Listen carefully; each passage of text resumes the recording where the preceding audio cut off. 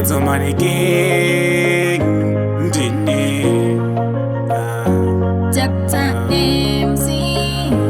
Baby Chinzwa iwewe Baby Chinja iwewe Baby Chinzwa iwewe Baby Chinja iwewe Asi baby wangu ndaitoti uri mumwe wangu kusaziva kuti iwe chete mhandu yangu ndichiti ndiwe mumoyo mangu kusaziva kuti uchaita muvengi wangu ndaitoti ndikafona bebi wangu waisada kundiona iwe ndaitoti ndikafona ini bebi wangu waisada kundiona iwe wendikatira foni waifunga kuti ina ndizvioni wendikatira foni ndakazvisiya ini andingazvikoni waiwanza mapati wetukataura neni masikati manheru wetodhilita machatsi apa nchiti ndiwe uri mukatikati Chinzwa iwewe wachinja iwewe nati chinzwa iwewe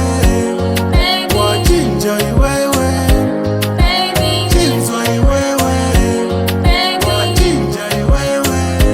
nati chinzwa iwewe wachinja iwewe ndaikuda nemoyo wese ndikakupa zvangu zvese ndichikunamatira usiku hwese taiva nehope dzatikavaka taiva nemazuva taichetese nezvivimbiso zvatakaita tese zvino zvese zvarasika ndangosara ndakastika ndangosara ndine ndangariro ndangosara nerudo rwamai ndangosara ini ndiri wai ndaiwadza mapati waiti ukataura neni masikati